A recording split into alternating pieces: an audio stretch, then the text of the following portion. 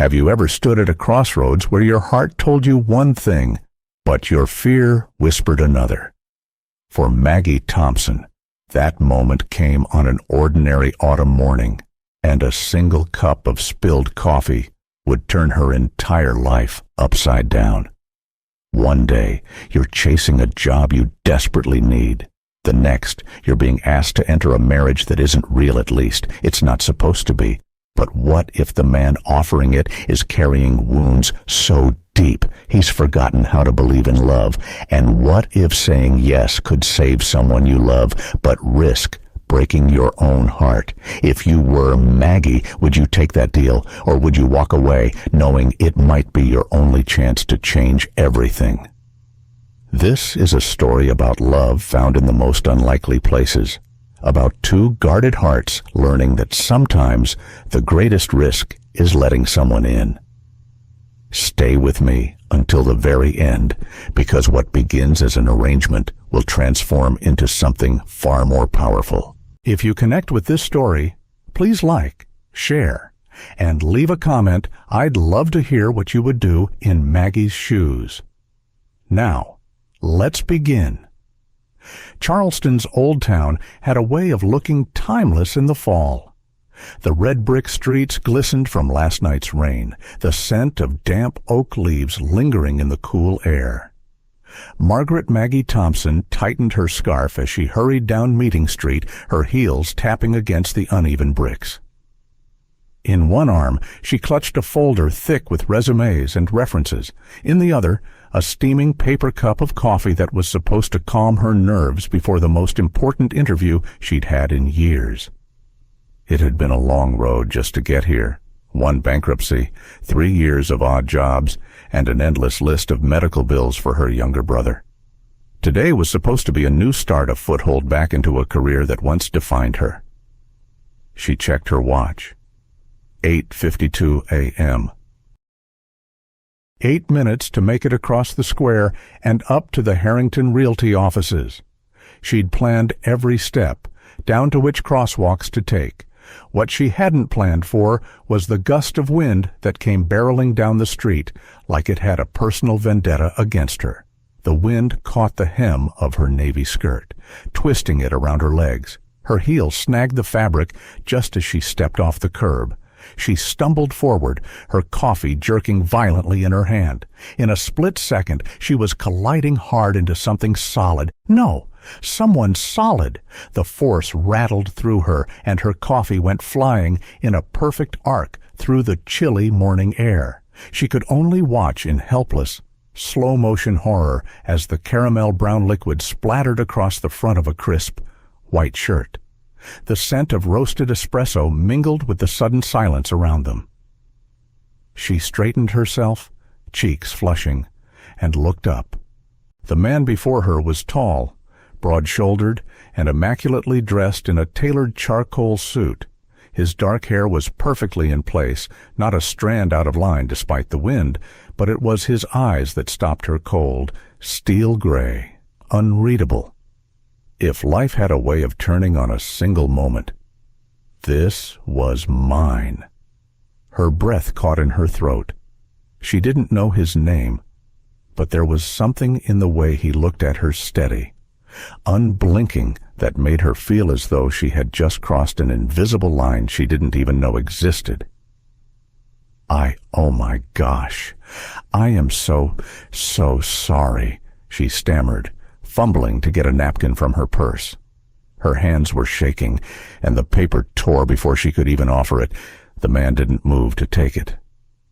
He glanced down at the spreading stain, then back up at her with a calmness that felt almost deliberate.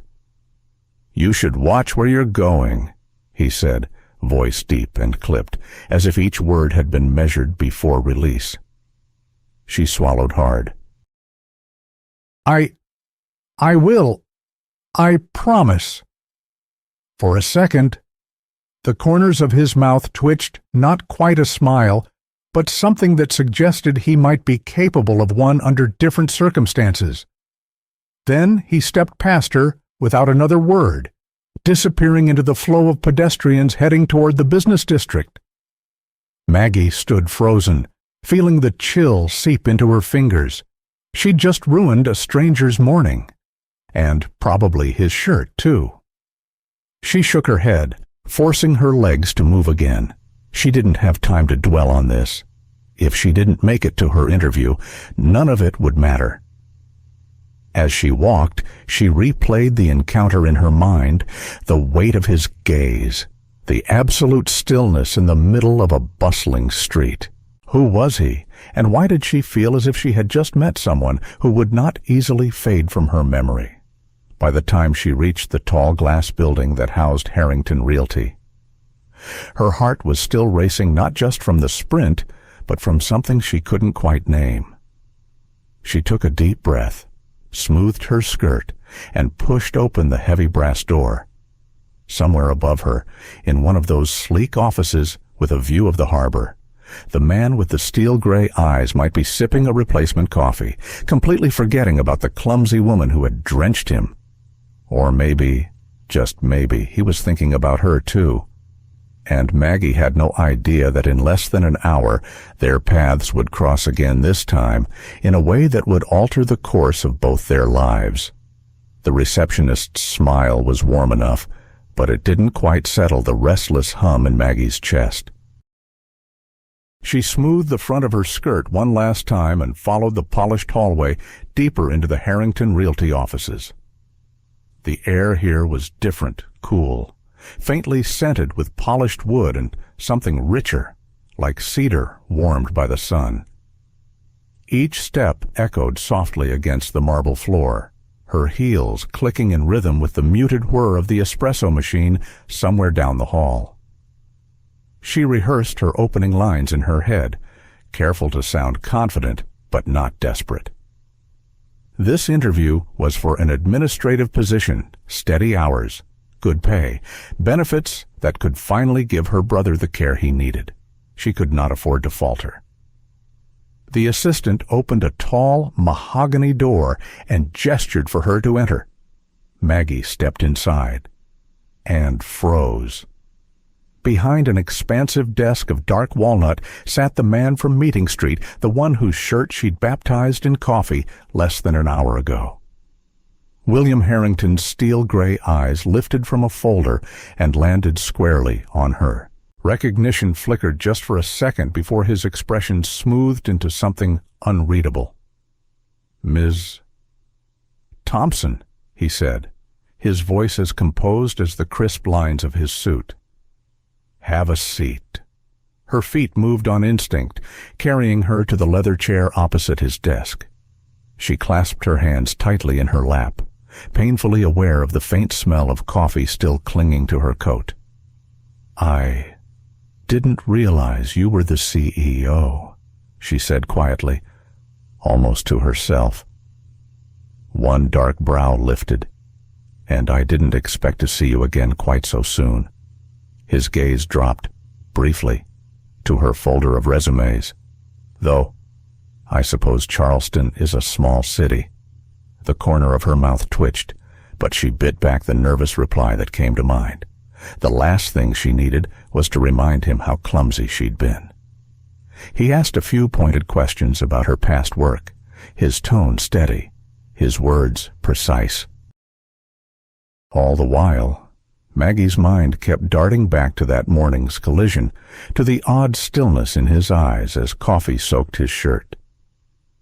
Was he holding it against her, or was she imagining the faint thread of amusement in his otherwise flat expression when she spoke about her experience managing schedules and coordinating projects? He leaned back slightly, fingers tapping once against the desk. "You're organized," he said simply, as if confirming something he'd already decided. "I try to be," she replied. Then, before she could stop herself, added, "And I don't usually spill coffee on my employer." For a split second, silence filled the room. Then his lips curved just barely before the moment vanished. Noted. The interview wrapped quickly after that. No promises.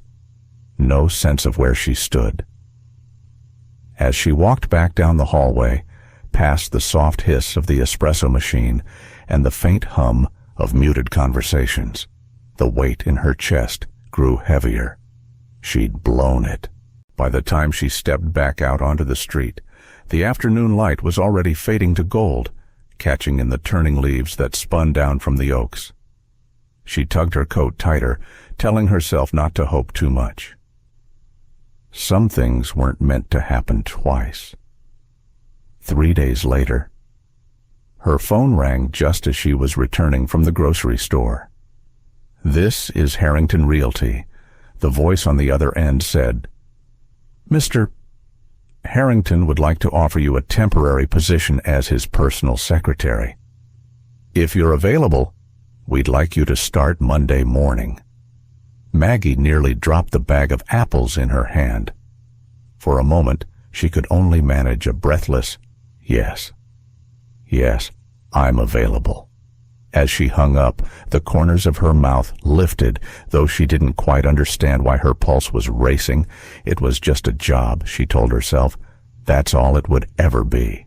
But somewhere, deep down, she knew that wasn't true. The call from Will's assistant came just after lunch. "Mr. Harrington would like to see you in his office," she said, her voice polite but clipped. Maggie set down the stack of files she'd been sorting, smoothed her skirt, and took a steadying breath. She'd only been in the job 2 weeks, long enough to learn that Will Harrington rarely summoned people without a reason, and his reasons were seldom small. When she entered, he was standing by the tall window, hands clasped loosely behind his back, looking out over the harbor. The pale winter light traced the clean lines of his suit. He didn't turn when she stepped in. "Close the door, please." She obeyed, the soft click sounding louder than she expected. "I need to discuss something with you," he said finally, turning to face her. "It's unconventional." The way he said it made her pulse skip. "All right," she said slowly. He studied her for a moment, as if gauging how much to reveal. "The board is concerned. They think my personal life, or lack thereof, is affecting the company's image. Investors want stability. The press smells weakness." She frowned. "What does that have to do with me? I need a fiancé," he said plainly. "For 6 months. Someone to attend events with me, appear in photographs, make it clear I'm settled." She blinked. "You're asking me to pretend to be engaged to you, yes." His tone was matter-of-fact, as if they were discussing a routine budget approval. "In exchange, I'll ensure all your debts are paid. And your brother Ethan, isn't it, will get the medical care he needs, the best available." Her breath caught. "You've looked into my life." "I did my homework," he admitted, unapologetic. "You're capable, discreet, and not the type to mistake this for something it's not." She took a step back, the weight of his words pressing in. "That's a lot to ask. You'd be compensated generously," he said, his voice low but firm, "and it would end cleanly after 6 months. No strings." Her mind swirled. 6 months of pretending. 6 months in close proximity to a man whose presence was already unsettling. But Ethan's cough had been getting worse, the hospital bills piling up faster than she could pay them. That night, she sat on the edge of her bed, phone pressed to her ear as Ethan's tired voice came through the line. "Hey, Mag. Sorry. It took me a minute to get to the phone." His breath hitched with a faint wheeze. She closed her eyes. "Rough day. Just the usual. Doctor says I might need that new inhaler after all, but we'll figure it out." She bit her lip. She could hear him trying to sound casual, but she knew what he wasn't saying. The cost was too high. After they said good night, she sat in the quiet, staring at the pale blue paint on her bedroom wall. It had been a long time since anyone offered to take care of her problems, longer still since she'd considered letting them. The next morning, She walked into Will's office. He was behind his desk this time, reviewing a stack of contracts. Without looking up, he said, "Have you decided?" "Yes," she said. Her voice was steadier than she felt. "I'll do it, but on one condition." He glanced up, one brow arching, "which is no romance, no heartbreak." She met his gaze squarely. "We keep this business only. I won't be another woman who confuses a contract with love." For the first time, something flickered in his expression, something that might have been amusement, or maybe relief. "That," he said, leaning back in his chair, "is the easiest condition I've ever heard." He extended his hand across the desk. After a brief pause, she took it. The handshake was firm, deliberate, and carried with it a weight she couldn't quite define. As she withdrew her hand, she had the unsettling feeling that she just stepped onto a path she wouldn't be able to leave until it ended, wherever it ended. The Harrington mansion sat like a sentinel at the edge of the river, its wide veranda stretching toward the slow-moving water. When Maggie first arrived with her single suitcase, the late afternoon sun slanted through the tall windows, catching on polished surfaces until the whole place seemed to glow. Inside, the floors were a rich, honey-colored oak, buffed to a sheen so perfect she could almost see her reflection. The air smelled faintly of lemon oil and something older aged wood, perhaps, or the lingering ghost of a fireplace that hadn't been lit in years.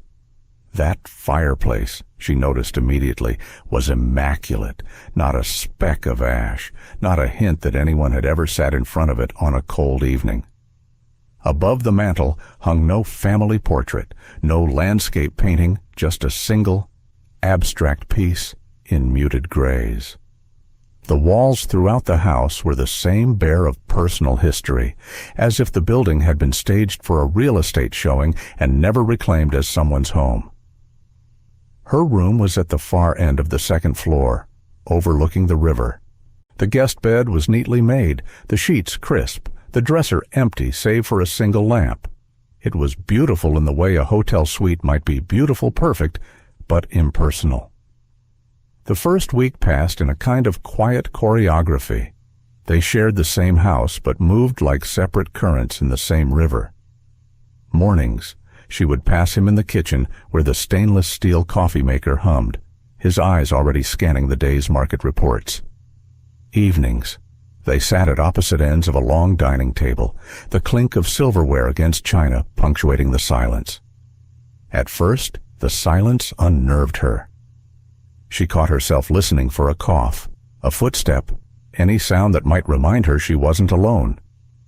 But Will seemed perfectly at ease in the quiet, as though he'd built his life around it. Still, small moments broke through. One chilly night, she stepped onto the veranda to catch the last blush of sunset. The wind off the water cut sharper than she expected, and she shivered involuntarily. Without a word, Will appeared beside her, draping his charcoal overcoat across her shoulders. "It's colder out here than it looks," he said simply, before retreating inside. She stood there a moment longer, feeling the weight and warmth of the coat, the faint scent of cedar and something distinctly him. Another morning, she left for the office early, rushing through her coffee before the driver arrived. She'd noticed he'd been working late the night before, the light under his study door burning long past midnight. On impulse, she scribbled a quick note. "Thanks for the coat, M," and tucked it beside his untouched coffee cup. When she returned that evening, the note was gone. No mention of it was made, but she thought she saw the faintest trace of a smile when he passed her in the hallway. In between those moments were the awkward negotiations of sharing space. She learned he kept the kitchen in perfect order, each utensil in its place, each spice jar turned label out. He learned she had a tendency to hum while cooking, a habit she tried to suppress, but which surfaced when she was lost in thought. One night, she decided to make dinner herself, something simple, a roasted chicken with vegetables. He appeared in the doorway midway through, watching her work with an expression she couldn't read. "I didn't know you cooked," he said. "I didn't know you ate anything besides takeout salads," she replied, smiling faintly. The corners of his mouth twitched. Point taken. They ate that meal in the same quiet as all the others, but it felt different somehow, less like silence, more like a pause between two people learning the shape of each other's company. And though the mansion still felt too large, too empty, Maggie began to sense that beneath its polished surfaces and empty walls, there might be stories Will had no intention of telling. At least, not yet. She just didn't know that one of those stories was about to step back into his life, wearing a red dress and a smile sharp enough to cut. The Harrington Foundation's Autumn Gala was the kind of event Charleston society pages lived for. The grand ballroom of the Wentworth Hotel glowed under chandeliers, their crystal facets scattering light across walls draped in gold fabric. The air hummed with polite laughter and the clink of champagne flutes. Somewhere near the back, a piano sang a slow, lilting melody that wrapped itself around the low murmur of conversation. Maggie smoothed the skirt of her deep green gown, feeling its weight settle around her like borrowed confidence. Will, in a black tuxedo that fit as though it had been cut for him alone, stood at her side, his expression unreadable as he greeted board members and donors. She'd learned to match his poised smile when he smiled, shake hands when he did, but tonight, something in his posture was sharper, more alert. She found out why only moments later. The room seemed to shift, the air tightening as a figure stepped into view at the top of the staircase. Vanessa Moore moved like she owned the space, the train of her red silk gown trailing behind her like a ribbon of flame. Her dark hair was swept back to reveal a face both striking and severe, and her eyes, cool and cutting, were locked on Will. "Well," she said as she reached them, her smile slow and deliberate. "William Harrington. It's been far too long." "Vanessa," he replied, his tone flat enough to dull the edges of her charm. Her gaze slid to Maggie, pausing just long enough to take in every detail of the younger woman's face, dress, and hand resting lightly on Will's arm. "And you must be Maggie Thompson," Maggie said, keeping her voice even. "Will's fiancée." Vanessa's smile sharpened. "Fiancée, of course. How sudden." She tilted her head, her eyes never leaving Maggie's. "You know, he once called me that, right before I realized his first love was never a person, it was control. The man can close a deal faster than anyone I've met. But love, that's a contract he's never honored." Maggie felt the words like a pinprick through silk, subtle, but enough to snag. She tightened her grip on Will's arm, unsure if she was grounding herself or holding him in place. Will's jaw shifted, but his voice stayed calm. "Enjoy the evening, Vanessa." "Oh, I intend to," she said lightly, drifting away into the crowd. But the echo of her words lingered, threading through the music and laughter until they found a home in Maggie's thoughts. For the next half hour, she smiled and nodded at strangers, her mind replaying Vanessa's tone, her certainty. She told herself it didn't matter, that this was all pretend. But the sharp edge of doubt had been set. It was then that Vanessa returned, as if summoned by Maggie's unease. She slipped in close, leaning just enough for her perfumed jasmine, with something darker to coil around them. "You seem nice," she said softly. "Too nice to end up like the rest of us." Before Maggie could respond, Will stepped between them. His hand found the small of her back, steady and warm, and then, without warning, he turned her toward him and kissed her. It wasn't hurried or showy. It was measured, deliberate. his palm bracing her jaw as if shielding her from the rest of the room. The kiss was soft, almost restrained, but it sent a rush of heat through her chest. And for a moment, one dangerous, breathless moment, she forgot there was anyone else watching. When he pulled back, the faintest curve tugged at his lips. "Enjoy the rest of your evening." "Vanessa," he said, his tone final. Vanessa's smile thinned. "Always a pleasure. Will." And she was gone. The music swelled again, and the world seemed to pick up where it had left off. But Maggie stood still, her pulse a drumbeat in her ears. "That was unnecessary," she managed, though her voice came out softer than she intended. Was it? His eyes searched hers for a fraction longer than felt safe. Then he turned toward the next cluster of guests, leaving her to steady herself. She followed, her mind spinning. It had been for show, she told herself. To make a point, to prove something to Vanessa. But deep down, she couldn't escape the question if it had only been for show. Why had it felt so real, and why did she have the sudden, unnerving sense that this arrangement was about to get far more complicated? The first headline broke before breakfast. Maggie was pouring herself a cup of coffee in the kitchen when her phone buzzed with a notification. She might have ignored it. She had learned to keep her mornings free of news, but the preview caught her eye. Harrington's surprise engagement, love or leverage? Her thumb hovered before she tapped it open. The article was a carefully crafted piece of gossip, full of anonymous insiders hinting that William Harrington's engagement was nothing more than a polished performance to appease investors.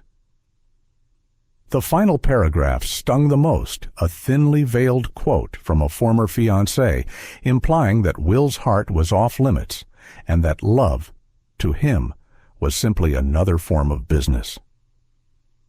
By mid-morning, the story had spread. She caught whispers in the office halls, sidelong glances from employees who quickly looked away when she passed. Someone left a tabloid folded open on the counter near the espresso machine. The front page had a photo from the gala Will and Maggie, perfectly posed, but with just enough space between their shoulders to feed speculation. By afternoon, it was everywhere. Social media threads dissected her dress, her smile, the way Will's hand rested lightly at her back as though the world had the right to decide whether it meant anything. She didn't need to ask who had set it in motion. The precision of the language, the timing. This was Vanessa's work.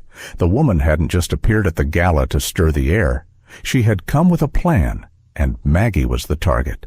The storm rolled in that evening, low thunder carrying over the river. Maggie sat at the kitchen island, phone in hand, scrolling through the comments until her chest felt tight. She thought about calling her brother, but the last thing she wanted was for Ethan to read about her in this context.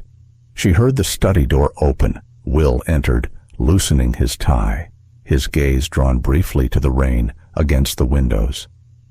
"Tell me she's lying," Maggie said, her voice quieter than she expected. He turned toward her, brows drawing together. "Who you know who?" She stood now, the ring on her finger suddenly heavy. "Tell me I'm not just another contract to you." He held her eyes for a moment, then looked past her toward the storm. Lightning flared, illuminating the sharp lines of his face. When he finally spoke, his voice was low but steady. This was never supposed to get personal. The words landed with a cold finality. She almost laughed, not from humor, but from the disbelief that she had allowed herself to hope for more. Her hand moved slowly, deliberately. She slipped the ring from her finger and set it on the marble counter. The clink was small, but it filled the room. "I guess that's all I needed to know," she said. He didn't reach for her. He didn't ask her to stay. His shoulders were still, but the faint tightening at his jaw betrayed something anger. Maybe, or restraint so deep it hurt to watch. Maggie pulled her coat from the back of the chair and walked to the front door. By the time she stepped outside, the rain had turned heavy, soaking her hair in seconds. She didn't run. She couldn't.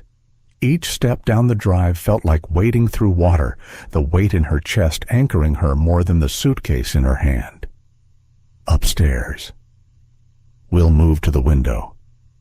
Through the blur of rain, he watched her cross the driveway, her figure thinning into the night. The instinct to call her back was almost physical, a knot in his throat that wouldn't loosen. But fear was louder. Fear told him that if she stayed, she'd see the parts of him that were still splintered from before. Fear told him it was better to let her walk away now than to watch her leave later when she discovered what he was underneath. He stood there long after she had gone, the storm rattling the glass. Eventually, he returned to the kitchen. The ring still sat where she'd left it, a solitary glint against the marble. He picked it up, turned it once between his fingers, then set it back down as if it had burned him. The mansion was quiet, the kind of quiet that doesn't comfort but accuses. He poured himself a drink, the amber liquid catching the light, and sank into the leather chair in his study. Papers lay in front of him, contracts that demanded decisions, but the words blurred. His thoughts kept drifting to the sound of her voice, the way it had cracked just slightly when she asked him to tell her she wasn't just a contract. The storm raged outside, and for once, he didn't try to shut it out. Will had lived in silence for years, but this was different. This was absence. It was the space at the dining table across from him, the empty coffee cup in the sink that would never be hers again, the faint trace of her perfume in the hallway. And deep down, though he'd never say it aloud, he knew this wasn't just the end of an arrangement. It was the beginning of a loss he couldn't afford. What he didn't yet know was that Maggie's absence was exactly the opening Vanessa had been waiting for. The cottage smelled faintly of salt and old cedar. Maggie had left Charleston 2 days earlier, the sound of the rain on Will's driveway still echoing in her ears.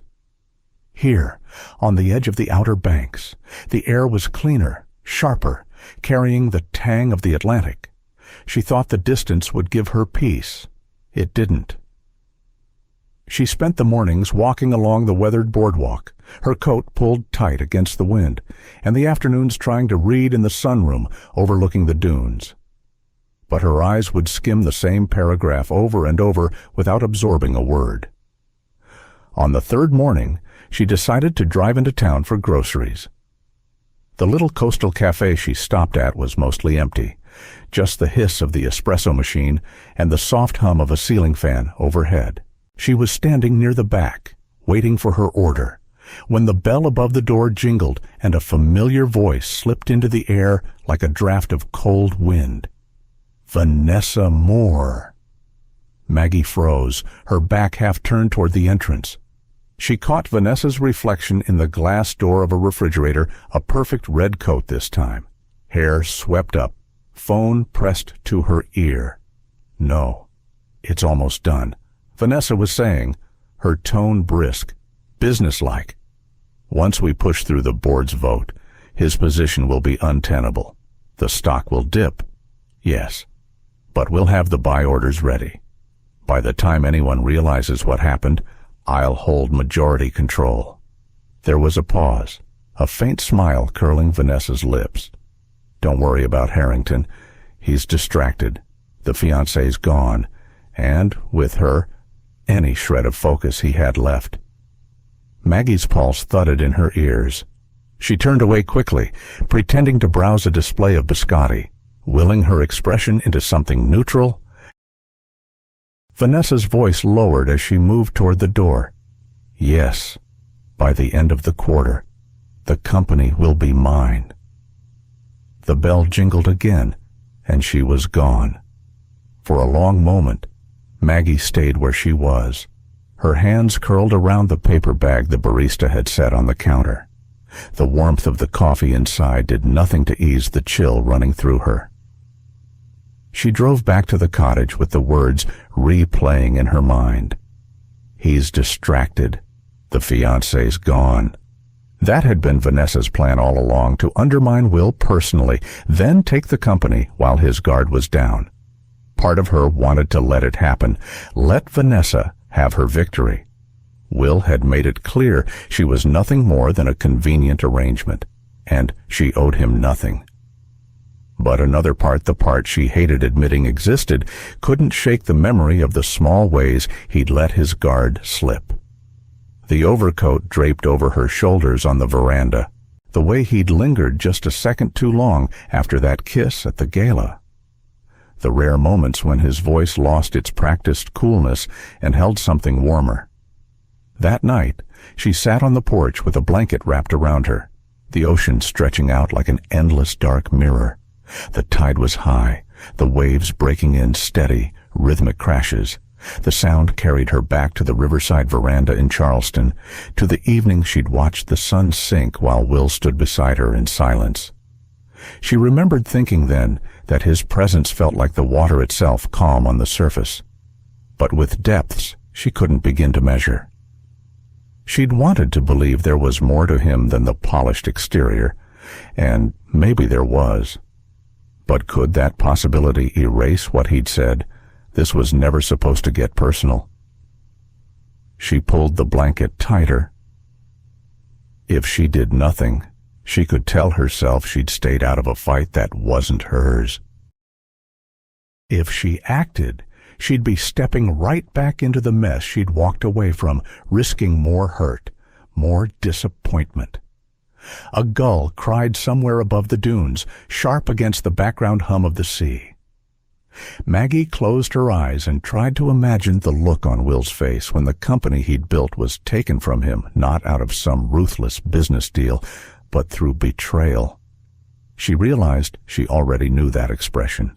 She'd seen it in the quietest hours of the night, when he thought no one was looking. Her coffee had gone cold by the time she stood and went inside. She didn't have a plan yet, but she knew one thing: she couldn't let Vanessa win like this. And that meant going back into Will's world, whether he wanted her there or not. What she didn't realize was that by stepping in, she was about to uncover far more than just Vanessa's scheme. Maggie returned to Charleston under a slate-gray sky, the kind that seemed to press down on the city, muting its usual warmth. She didn't go to Will's mansion, or even call him. Instead, she started quietly. 2 days later, she was sitting in her car across from the Harrington Realty headquarters, watching the steady stream of employees filter in and out. She'd called in a favor from an old friend who still worked in corporate accounting, someone who had no love for Vanessa Moore. By evening, she had the first piece of the puzzle, an internal memo about unusual stock purchases routed through shell corporations. But getting the rest would mean going inside. That night, she slipped into the office building just as the cleaning crew arrived. Her friend met her in the lobby, pressing a slim USB drive into her palm. "This has the trading logs," he whispered, "but be careful. Vanessa's had people asking questions about you." It wasn't until she left the building that she noticed the car. A dark sedan, headlights off, parked just far enough back to avoid suspicion. It stayed behind her through 3 turns, and when she slowed, it slowed. Her pulse quickened. She ducked into a well-lit gas station, walking inside and pretending to browse while keeping the sedan in her peripheral vision. After 10 tense minutes, it pulled away.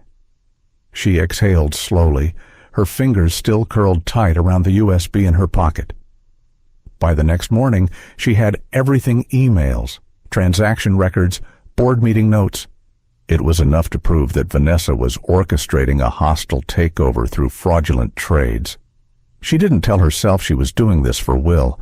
That would have been too dangerous, too personal. But when she called his assistant to arrange a meeting, her hands trembled anyway. They met in his office late in the afternoon. The winter light outside was fading, the harbor beyond the glass streaked with gold and gray.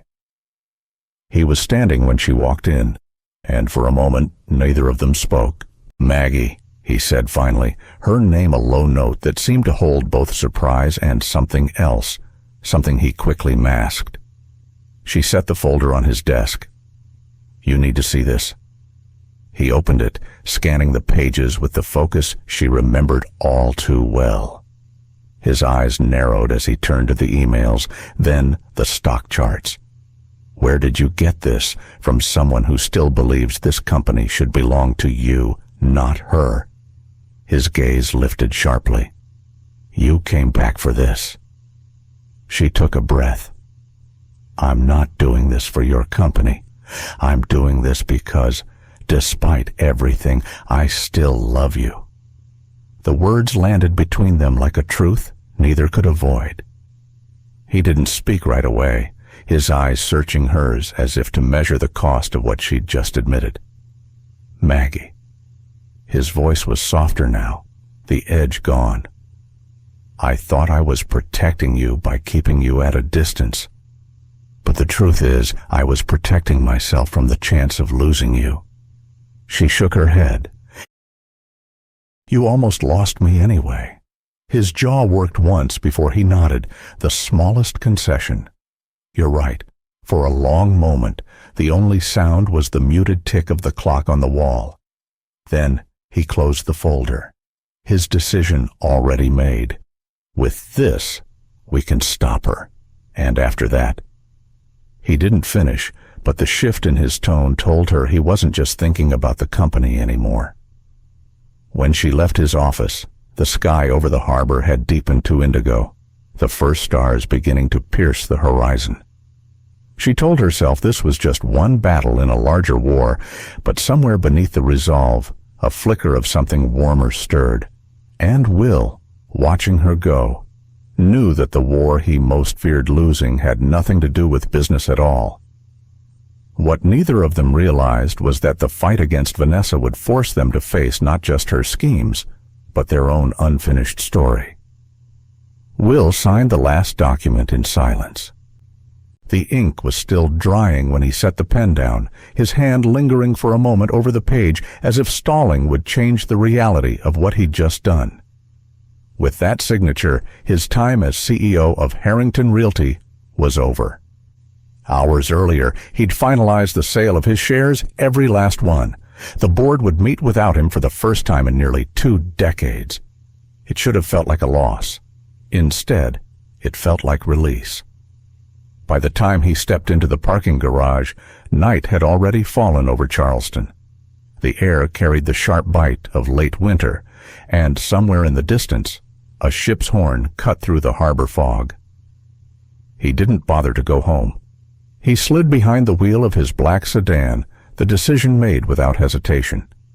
The drive to the Outer Banks took nearly 7 hours, most of it swallowed by dark, empty stretches of highway. His headlights cut tunnels through the night, the rhythm of the road keeping time with the words he couldn't get out of his head. "I can lose everything else, but I can't lose you." It was almost dawn when he reached the narrow ribbon of road leading to the beach cottages. The horizon was beginning to pale, a faint shimmer of light brushing the edge of the ocean. The wind off the water was strong enough to rock the car as he parked. He stood for a moment on the gravel drive, the roar of the waves filling the air, salt and cold settling into his lungs. The cottage in front of him was small, weathered, its white paint softened by years of sun and storms. Light glowed faintly behind one upstairs curtain. His chest tightened. He'd imagined this moment for weeks since the night she'd walked out, but now, with only a thin wooden door between them, he felt the weight of every choice he'd made. He climbed the porch steps. The boards creaked under his shoes, the sound almost lost in the wind. For a long second, he simply stood there, his hand hovering near the doorframe. Then he knocked. Once. Twice. Footsteps inside. A pause. The latch turned. Maggie stood in the doorway, a blanket draped over her shoulders, her hair loose and brushed with sleep. The sight of him seemed to knock the air from her lungs, but she didn't move aside. "Will," she said, the name almost a question. He took a breath, the salt air sharp against the back of his throat. "I resigned, sold my shares. I can lose everything else, but I can't lose you." Her eyes searched his face, looking for the fine print, the conditions. "Words are easy," she said quietly. "Prove it." The wind rattled the porch rail, the crash of the tide underscoring the space between them. Will didn't look away. "Then let me. Every day for as long as it takes." For a moment, neither spoke. The sun broke the horizon in a thin band of gold, light catching in her eyes. She didn't step back to let him in, not yet, but she didn't close the door either. And for the first time in his life, Will Harrington understood that the hardest negotiations weren't the ones in boardrooms. They were the ones that asked for your heart and offered no guarantees. The proof she demanded would begin with what came next. The winter sun lingered longer than usual that evening, spilling molten gold across the horizon. The wind had softened, carrying the faint brine of the ocean and the steady hush of waves rolling toward the shore. Maggie stood on the porch, blanket draped loosely around her shoulders, watching the sky turn to fire. Behind her, the floorboards creaked. She turned to see Will step out. No suit, no tie, just a soft gray sweater, and the look of a man who had finally set down a weight he'd been carrying for years. "I told you I'd prove it," he said, his voice low but clear against the open air. Before she could answer, he reached into his pocket and drew out a small velvet box. The last time she'd seen him with one, the moment had been wrapped in contracts and unspoken conditions. Now, there was only the sound of the tide and the beating of her heart. He sank to one knee, right there on the weathered boards. The sunset painting his profile in gold. "Maggie Thompson, you walked into my life when I didn't think I had anything left to give. You challenged me. You made me laugh when I didn't want to. You saw through me when I was hiding from everyone, including myself." He opened the box, and the ring inside caught the last flash of daylight. "I don't want a contract. I don't want a condition. I just want you. Will you marry me?" For a long breath, all she could do was watch him, this man who had once kept every door locked tight, now standing open in front of her. The memory of every hurt, every hesitation flickered through her mind, but so did the warmth of every unguarded moment. "Yes," she said finally, the word carrying all the weight of the journey that had brought them here. Her voice trembled just enough to make his eyes soften. 1,000 times. Yes. The relief in his expression was almost boyish. He slid the ring onto her finger, and she pulled him up into her arms, the two of them wrapped in the glow of the fading sun and the salt-tinged air. 2 months later, they were married on the beach just a few steps from the cottage. It was a small gathering, her brother Ethan, still recovering but smiling brighter than she'd seen in years, his sister from Boston, a handful of close friends. The officiant's words were nearly lost in the ocean breeze, but the vows needed no amplification. When it came time for Will to speak, he glanced at the guests before focusing on her. "I once thought love was a distraction, but the truth is, it's the only thing that's ever made me better. Maggie, you didn't just heal me. You taught me how to live again." Her eyes shone as she whispered back, "And you taught me to trust what I feel, even when it scares me." They kissed as the waves broke just beyond their feet, sealing a promise no storm could touch. Life afterward was not a fairy tale, it was better. It was real. Mornings began with coffee on the porch, watching the sun rise from the edge of the water. Some days, They cooked breakfast together well. Maggie cooked, and Will tried, usually ending in laughter and a rescue mission for the pancakes. Afternoons were filled with small projects, restoring the old shutters on the cottage, planting flowers that Maggie swore would survive the salt air. Evenings brought long walks along the beach, their steps in sync with the rhythm of the tide.